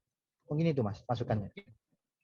Oh siap. Terima kasih. Ini menurut saya ini juga bagus banget ini karena waktu itu saya waktu itu juga nggak berani masuk agama karena waktu itu saya nggak ahli ya kalau dalam bidang agama. Saya ahlinya politik gitu loh. Tapi saya bisa minta tolong kalau di sana itu ada peneliti itu. Dan mereka juga bekerja sama pelajar-pelajar Arab juga, Muslim juga gitu loh. Nanti coba saya ajukan topik ini gitu loh. Ini Kalau misalnya ini yang ingin diketahui teman-teman, saya coba ajukan topik ini untuk penelitian gitu loh. Ini bagus banget gitu loh. Ini merupakan juga. Terima kasih banyak masukannya. Siap Mas, sama-sama. Kalau mau lihat wajah saya boleh kok. Oh iya. Oke. Oh ya, terima kasih. Ya, ini bagus sekali. Terima kasih Kakak Zulham. Sorry. Saya sambil nyetir dari nggak bisa konten jadi. Ya, Maaf, ya. Beb. Merah. Siap. Jadi pada intinya Bayangkan kalau saya nggak nyetir sambil baca buku. Mas Aryo, Mas Aryo, ya. Sebenarnya saya tuh mau bicara masalah wawasan kebangsaannya Indonesia dari A sampai Z. Kenapa sampai terjadinya kemerdekaan sampai adanya Sumpah Pemuda akhirnya raket jadi satu kan gitu. Nah itu terlalu panjang kali lebar kalau di sini. Lebih singkatnya itu saya siapkan paspor teman-teman untuk berangkat ke sana gitu aja. Amin. Kita bicara di situ aja. Amin. Wah, insya Allah saya Cocok. Ya, kalau beasiswa itu urusan nanti. Beasiswa itu urusan nanti. Yang pertama kita harus memberikan kuliah kepada mereka dulu. Itu yang penting. Aman Mas. Istilahnya itu studi banding. Mayoritas muridnya BMAD ini second language-nya English. In English. Kalau bisa bahasa Arab sedikit aja lagi. Kalau bisa bahasa Arab bisa hebat lagi. Tambah hebat. Mengomentari Mas Ilham tadi saja ya. Jadi memang mungkin seperti yang Mas Aryo tadi sampaikan ya terkait dengan buku protokol Zionis itu nggak jelas dari siapa, bahkan hipotesisnya itu katanya dari Rusia ya. Itu kan narasi untuk menegasikan bahwasannya tidak ada motif keagamaan dari gerakan negara Israel itu kan. Ya kan. Tapi itu bisa dimetakan dengan pernyataan sederhana ya. Jadi kenapa dulu ketika Yahudi di Eropa itu dipersekusi ya, sehingga butuh tanah dan tempat untuk dia itu supaya merdeka dan tidak dipersekusi lagi ya kan. Itu fakta kan memang Inggris yang mensupport semuanya ya, sekalipun memang seperti yang dimateri Mas Aryo tadi sampaikan bahwasanya Inggris juga tidak di dalam tahun 39 atau 3 bulan berapa itu kan tidak mendukung Israel, tidak berpihak pada Israel, mengkhianati perjanjian apa gitu tadi itu kan. Pernyataan yang bisa membongkar bahwasanya memang Israel itu berdiri karena politik identitas, politik keagamaan itu, pertanyaan sederhana saja, Inggris itu koloninya banyak sekali ya. Koloninya di luar negeri itu banyak sekali sampai sekarang, banyak kepulauan itu dikuasai oleh Inggris. Kenapa Inggris tidak kemudian menempatkan orang-orang Yahudi yang minta suaka kepada Inggris sebagai kompensasi membantu Perang Dunia I itu? Kenapa tidak kemudian dialihkan atau dimigrasikan ke daerah-daerah yang kosong, pulau-pulau yang banyak dikuasai Inggris? Itu pertanyaan sederhana. Kenapa kemudian ke Palestina, ke Yerusalem ya? Karena dogma keagamaan, ya, politik identitas tadi yang saya sampaikan. Ini menjadi fakta. Makanya kalau kita masuk ke ranah situ, tidak akan pernah ketemu. Karena faktanya demikian. Ya, terkait dengan perbedaan kultur dan macam-macam itu, karakter yang disampaikan Mas Ilham itu, strategi kebudayaan itu tidak melulu copy paste dengan apa yang dilakukan di Indonesia. Intinya strategi kebudayaan itu adalah dialog, membangun kesadaran. Ya. Karena secara filsafat itu dunia ini kita bentuk dari alam pikiran kita sebetulnya. Ya. Kalau alam pikirannya ini kemudian tidak kita benahi, alam bawah sadar ini tidak dibenahi terkait dengan resolusi 2 negara yang bersahabat ini, melalui basis kebudayaan itu tidak akan ketemu. Toolsnya itu kan macam-macam. Kalau di Indonesia ya pakai strategi ala Wali Songo, humor dan macam-macam itu. Ya. Apa yang kemudian yang terlakukan ini akan diskusi panjang ya, strategi kebudayaan apa yang tepat itu. Tapi yang jelas itu adalah harus banyak ketemu, harus banyak bersinergi, harus banyak bersilaturahmi, harus banyak hubungan dulu. Ya. Bahkan menyatu dengan komunitas-komunitas yang ada di sana. Ya. Ini fondasi dasar dulu dalam kita membangun strategi kebudayaan. Teorinya, tekniknya, strateginya bagaimana itu nanti kita bisa juga. Nah, mau saya ini yang penting harus kita kedepankan ya. Jadi tidak usah kita ngeles protokol Zionis itu hoax atau itu ulahnya kerajaan Tsar Rusia ya, untuk menegasikan bahwasanya Israel itu berdiri bukan karena basis keagamaan atau basis teologi atau politik identitas. Ya, memang faktanya memang politik identitas kok. Dengan pertanyaan sederhana, kenapa Inggris kok mendukung, bahkan membiayai, bahkan mensupport peralatan militer macam-macam itu datang ke Yerusalem, datang ke tanah yang sekarang dikenal sebagai Palestina itu. Kenapa kok tidak ditempatkan di kepulauan-kepulauan yang banyak kosong? Ya. Sampai sekarang Inggris itu banyak menguasai. Ya. Ada di selatan kita tuh Pulau Christmas. Ya. Boleh kalau kemudian Israel itu kalau nggak punya basis teologi negara itu berdiri negara di sana nggak apa-apa. Tapi kan ini basis teologi, nggak bisa dipungkiri. Gitu. Jadi kalau dinarasikan itu ya akan, kalau diskusi lebih panjang ya akan menembak Israel sendiri. Ya. Jadi diskusinya, narasinya jangan seperti itu. Memang ini harus diakui bahwasannya memang politik identitas dan apa yang akan kita lakukan ke depan. Saya kira itu. Ya, terima kasih banyak atas masukannya. Jadi saya juga sudah beritahu waktu itu Michael juga nggak apa-apa kok saya mentolerir kok menurut saya itu kritik yang yang bagus gitu loh. Saya mungkin sebenarnya ada lagi profesor satu lain, beda lagi, ini namanya Profesor Uriah Shafid. Dia itu kepala programnya ini. Kalau mungkin kalau kesempatan yang akan datang, kalau bisa saya undang, mungkin bisa ini ya. Jadi dia dia itu yang ngasih pembelajaran tentang tentang ini, kayak dia sang ahlinya itu sejarah konflik Israel Palestina gitu loh. Jadi kalau yang tadi Profesor Yonker itu dia masih orang yang saya anggap moderat, tapi kalau ini tuh dia benar-benar dia menurut dia itu dia pengagumnya Theodor Herzl gitu. Jadi bisa kalau bisa diskusinya tambah lebih seru lagi gitu loh. Cuma beliaunya lagi nggak tersedia, tapi kalau itu saya bisa ini. Coba iya, tapi saya terima kasih atas masukannya. Menurut saya itu iya ya, ada unsur agama pasti itu ada. Tapi pertanyaannya apakah unsur ini yang mendominasi gitu kan? Apakah unsur ini mendominasi yang terjadi di sekarang ini? Karena kalau saya belajar itu konflik Israel Palestina yang awal-awalnya tahap yang Inggris, keterlibatan Inggris itu, Inggris itu mendukungnya itu juga karena kepentingan. Waktu itu kita perlu tahu kan latar belakangnya. Oh, kenapa kok mereka dukung deklarasi Balfour waktu itu, Balfour Declaration itu kan waktu itu. Karena waktu itu mereka juga dengan persepsi yang sama dengan yang membaca protokol Zionis. Mereka nganggap Yahudi itu suatu entitas besar yang sangat berpengaruh di Amerika, yang memiliki koneksi dengan dengan presiden, dengan raja-raja. Jadi kita harus gimana caranya mendukung mereka. Gimana caranya? Kita pakai janjiin mereka aja deklarasi Balfour. Balfour Declaration itu juga merupakan bentuk kelanjutan dari itu, sebenarnya rencananya Napoleon dulu. Jadi gimana cara Napoleon untuk melegitimasikan kekuasaannya di tanah suci melalui melalui mendukung kelompok minoritas di sana. Mandatnya dengan mendukung kelompok minoritas di sana gitu. Itu justifikasinya. Napoleon akhirnya merancang itu kan, tapi nggak sempat terlaksana. Itu baru dilaksanakan yang terwujud dengan deklarasi Balfour itu.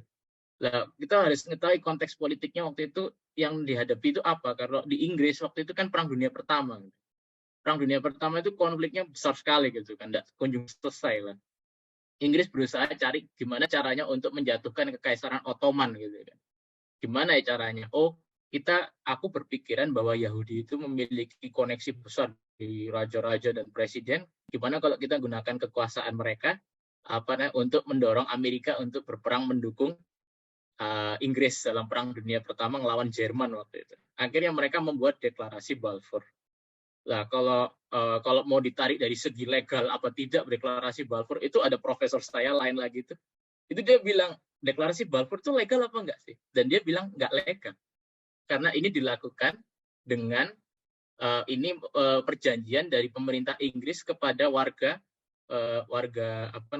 Inggris yang namanya Lord Rothschild waktu itu kan. Jadi ini adalah statement politik, tapi ini tidak ada mengandung unsur legal yang karena ini tidak ditujukan kepada entitas negara lain gitu. Itu dari sisi ininya loh ya. Jadi aslinya nggak legal. Terus kalau mungkin Anda pernah dengar yang Hussein McMahon itu, yang Hussein McMahon Correspondence itu kan ya. Jadi koresponden antara kayak Gubernur Jenderal Inggris yang di Mesir sama sama Syarif Hussein di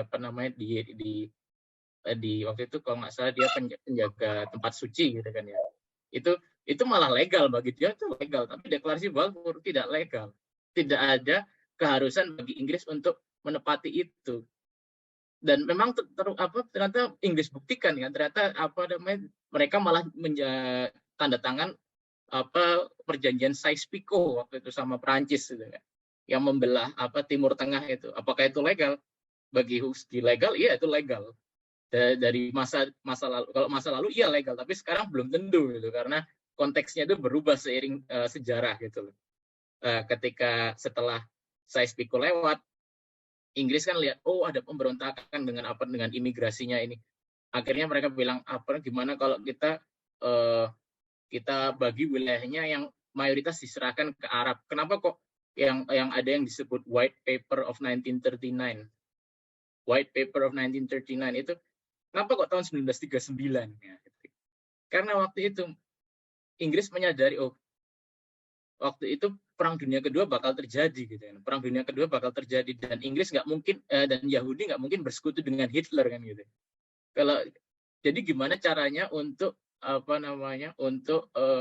agar populasi Arab di Timur Tengah nggak berontak dan populasi Islam di India nggak berontak, gimana caranya? Oh ya udah, kita khianati aja Zionis itu melalui White Paper of 1939 itu ya. Itu kalau yang kalau bagi orang Yahudi mereka nyebutnya White Paper of Betrayal, jadi kertas putih pengkhianatan ya. Jadi kayak gitu. Jadi kayak Inggris sendiri itu juga ada saya bilang itu momentum, karena kayak dinamikanya itu kalau menurut saya itu karena dinamika politik gitu yang terjadi. Dan ya sayangnya waktu itu Palestina tidak segera itu. Ya, menarik Mas. Jadi itu tadi, iya. Jadi kalau kebijakan luar negeri Indonesia itu kan tidak berlatar belakang keagamaan ya, sekalipun memang politik.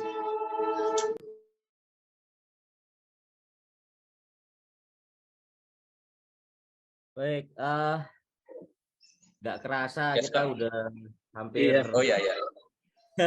Hampir 3 jam. Terakhir saya. Iya, siap. Ada. 2 menit. Jadi kalau kita bermadhab Soekarno, ya jelas Soekarno itu madhabnya itu ya Israel tidak ada. Bukan karena latar belakang keagamaan, tidak. Ya. Tapi Soekarno itu mengatakan bahwasannya kenapa Soekarno misalkan itu menyerang Malaysia, bahkan mengebom melalui salah satu marinirnya Harun itu, Singapura itu. Kenapa? Karena neo-imperialisme global itu, kata Soekarno, neo-imperialisme global itu pasti dia itu akan membuat negara-negara boneka dan negara-negara satelit di dalam kawasan strategis. Timur Tengah, kawasan strategis yang harus dikuasai oleh kekuatan besar, Inggris, Amerika lah ya. Kalau mau tarik konspirasi ya di belakang itu, ya penguasa di belakang itu. Sehingga perlu negara yang menjadi kepanjangan tangan mereka. Mereka membentuk Israel itu. Ya, itulah kenapa kemudian bacaan-bacaan selain bacaan-bacaan teologis, bacaan-bacaan geopolitik juga Inggris kenapa mendirikan Israel di situ juga kepanjangan tangan neokolonialisme. Sehingga Soekarno mengatakan bahwa Singapura itu kepanjangan tangan neokolonialisme itu di dalam kawasan Asia Pasifik. Ada negara kecil namanya Singapura dan sampai sekarang kaya itu karena menjadi proksinya mereka. Ya, sehingga kalau kita merujuk pada Soekarno, ya tidak ada lain. Kalau kita mau melawan neokolonialisme, neoimperialisme itu ya Israel harus dilenyapkan, Singapura juga harus dilenyapkan. Gitu. Nah, ini kan saya kira nggak masuk akal dan tidak realistis ya. Makanya strateginya apa? Kalau strategi politik, geopolitik, strategi keagamaan, tidak akan pernah ketemu strategi kebudayaan yang bisa ketemu. Ya, saya kira itu sebagai closing dari saya. Berarti tetap kembali ke ini ya, ayam buruk ya. Berat. Ya, kalau kita mau kembali Mojopahit menaklukkan wilayah tidak pernah dengan eskalasi kekuatan militer.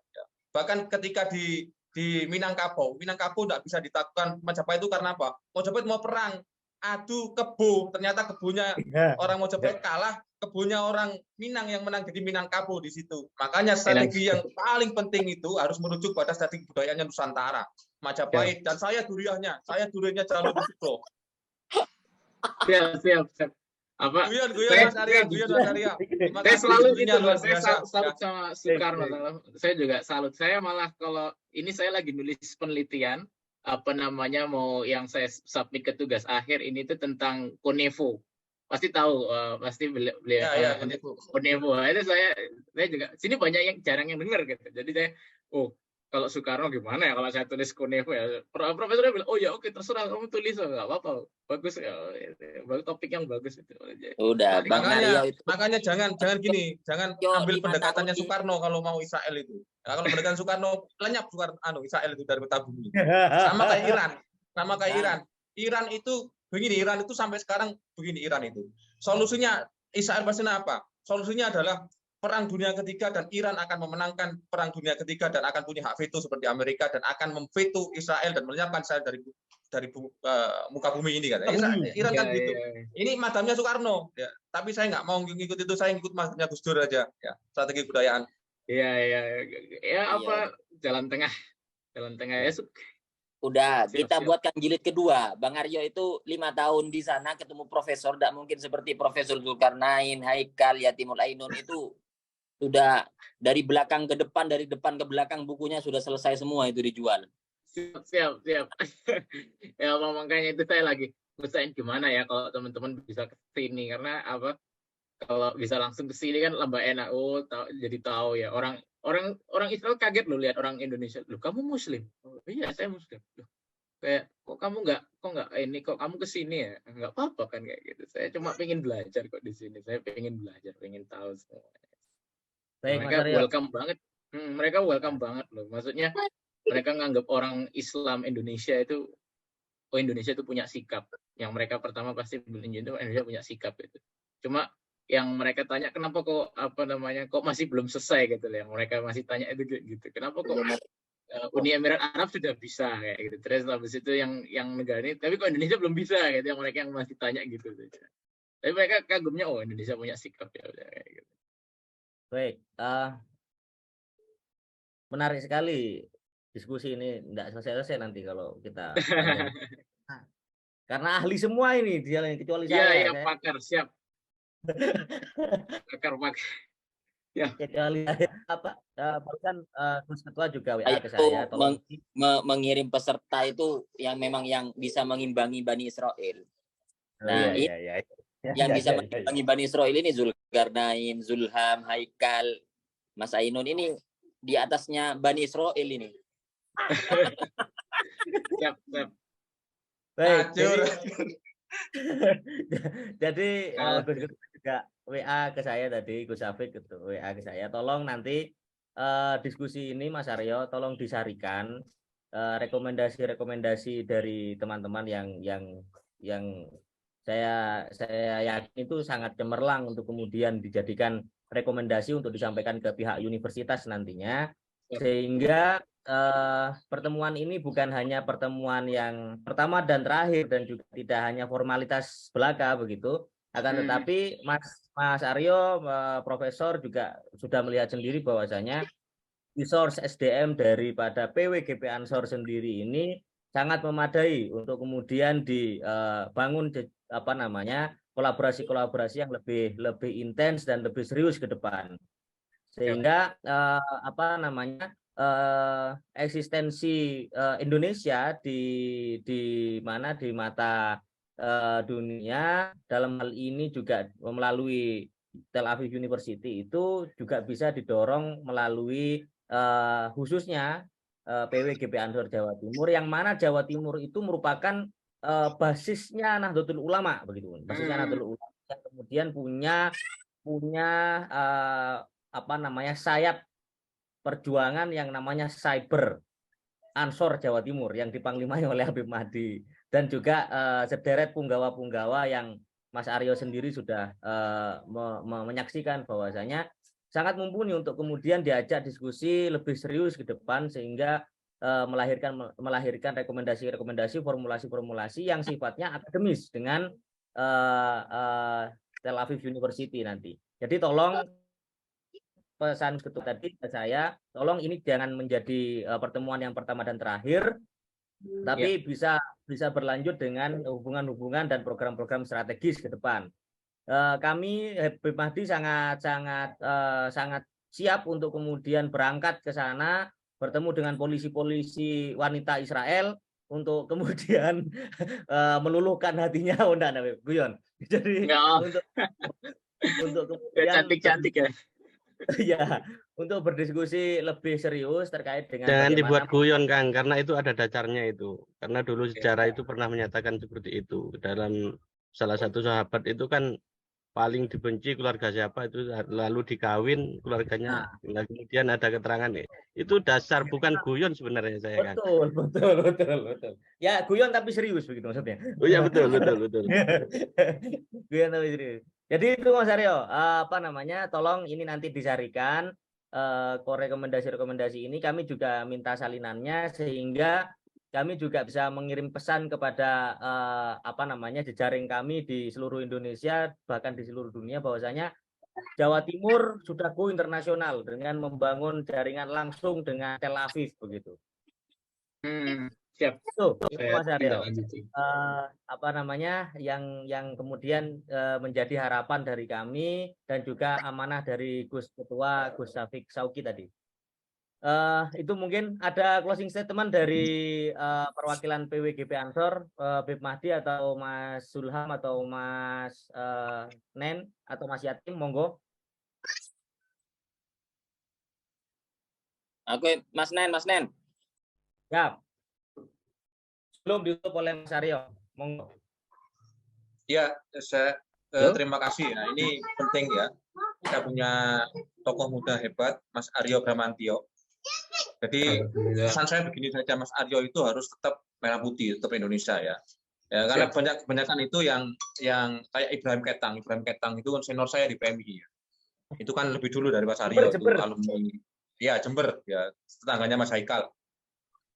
Itu harus tetap dalam posisi objektif ya, melihat terkait dengan konflik Israel Palestina ya. Tidak kemudian menjadi agen menjadi agen yang memberikan persepsi yang berbeda terkait konflik Israel Palestina ya. Karena secara teologis bahkan secara ideologis ya, kalau kita merujuk pada Soekarno itu memang jelas posisi kita itu ya. Makanya kemudian konklusi kita adalah bagaimana kita mensiasati kebuntuan politik, kebuntuan diplomasi, kebuntuan teologis ya, dengan melalui strategi kebudayaan tadi, melalui hubungan yang dinamis dan intens antara kedua civil society yang ada di Israel maupun yang ada di Indonesia ya. Saya kira itu rekomendasi pentingnya dan kita siap sebagai kekuatan anak muda progresif Nahdlatul Ulama itu siap ya. Kita itu sangat objektif sekali. Ideologi kita dikatakan oleh Gus Syafiq tadi, Gus Dur ideologi kita. Dan Gus Dur itu jelas bahwasanya kita akan membangun strategi kebudayaan, kita akan konsisten bahwasanya dua negara, resolusi dua negara. Ini menjadi kekuatan kita sehingga kita bisa komunikasi dengan Israel dengan lebih rasional, ya, lebih objektif ya. Saya kira kita siap untuk itu, baik Zoom maupun kita ke sana atau kita siap menerima delegasi dari beberapa perwakilan dari Israel ke Indonesia. Kita akan diskusi di sini, kita akan temukan dengan kiai-kiai dan pesantren bagaimana sikap-sikap kita. Yang paling objektif, paling rasional kelompok Islam hanya Nahdlatul Ulama. Ya. Saya bukan jualan ya. Mas Aryo bisa tahu sendiri ya, bisa dikaji sendiri. Paling objektif memang Nahdlatul Ulama dan kita siap. Ya, saya kira itu. Terima kasih dan mohon maaf dan sukses untuk Mas Aryo Bramantio untuk S2-nya ya. S2-nya terkait dengan apa? Apa Mas? Terkait apa Mas? Keamanan diplomasi. Keamanan diplomasi ya, luar biasa keren. Nanti semoga tesisnya terkait dengan diplomasi kebudayaan yang akan solusi dari kebutuhan ini. Terima kasih. Terakhir untuk dari Mas Yatimul Ainun, monggo.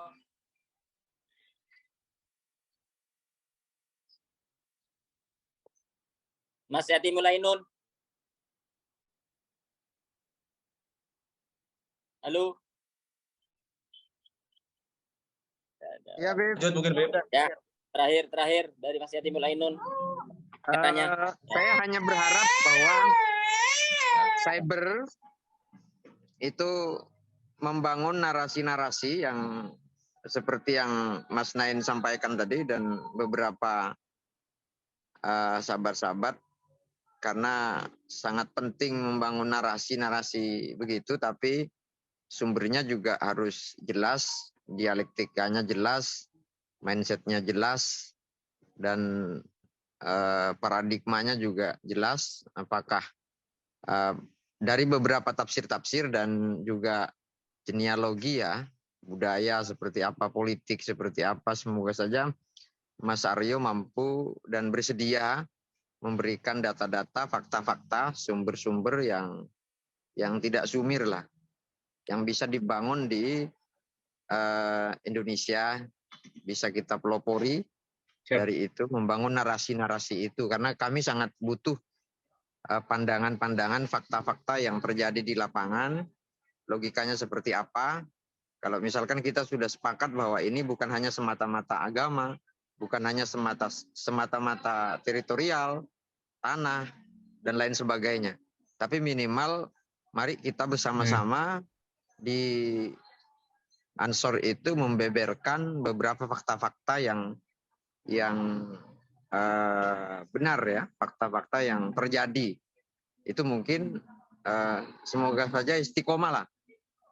Terutama Komandan Habib Mahdi ini selalu memberikan semangat bagi kita untuk membangun narasi. Saya siap untuk mengkampanyekan itu di kalangan anak muda, terutama di cyber army-nya.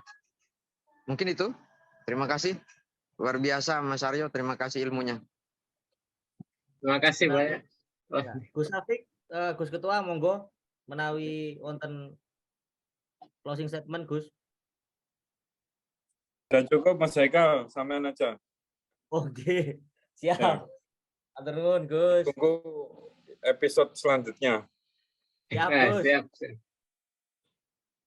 Jadi begitu Mas Aryo, sebagaimana sudah kami sampaikan, kami berharap ini bukan pertemuan pertama dan terakhir. Kami berharap juga obrolan serius dan juga campur guyon yang juga serius tadi itu menjadi catatan-catatan penting yang kami harap bisa disampaikan juga kepada Tel Aviv University.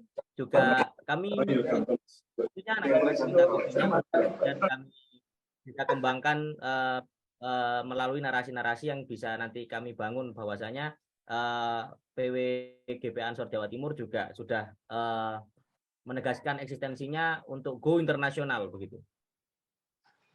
Siap, akan saya referensikan, akan saya tindak lanjuti. Baik, monggo di closing statement Mas. Ya, terima kasih banyak atas perhatiannya. Mohon maaf kalau mungkin ada yang kurang berkenan dengan apa yang saya katakan. Saya juga di sini masih belajar gitu kan. Dan saya berusaha sebaik mungkin untuk memberikan wawasan kepada teman-teman di Indonesia tentang yang terjadi di sini. Dan alhamdulillah kita bisa mengadakan pertemuan ini, dan saya berharap ini juga bukan terakhir kalinya. Saya akan berusaha terus untuk mengusahakan agar suara teman-teman yang dari Indonesia juga bisa didengar di Israel. Terima kasih. Baik. Terima kasih sahabat-sahabat, para senior, para suhu, cyber, PW Ansor Jawa Timur. Terima kasih sudah meluangkan waktu dan juga pikiran terhadap topik pembahasan kita di pertemuan meeting kali ini. Semoga ini membawa wacana-wacana positif dan juga produktif ke depan, sehingga PWGP Ansor Jawa Timur khususnya bisa lebih mengembangkan saya perjuangannya di kancah internasional. Matur nuwun sedaya, matur sekelangkong. Terima kasih. Forum ini kami tutup dengan ucapan Allahumma fiq lakum tarik. Wassalamualaikum warahmatullahi wabarakatuh. Matur nuwun Mas Aryo. Waalaikumsalam warahmatullahi wabarakatuh. Terima kasih Mas Aryo. Gus, Rafiq, Bib, Mas Mulainun, Mas Ilham. Terima kasih. Kamal. Matur nuwun. Siap. Terima kasih Mas Aryo. Siap. Siap, Bib. Assalamualaikum. Siap. Izin. Ye, monggo. Assalamualaikum. Izin. Waalaikumsalam.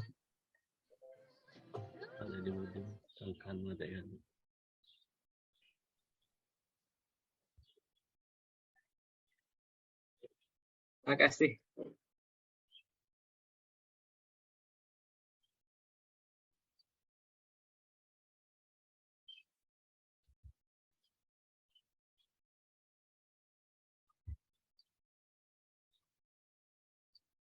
Makasih banyak.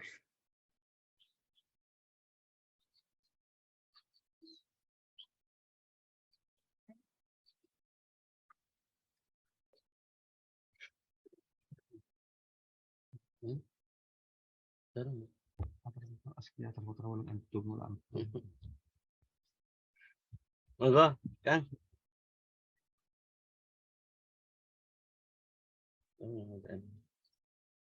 Orang pakai bibi di sini. Orang mana pakai bibi?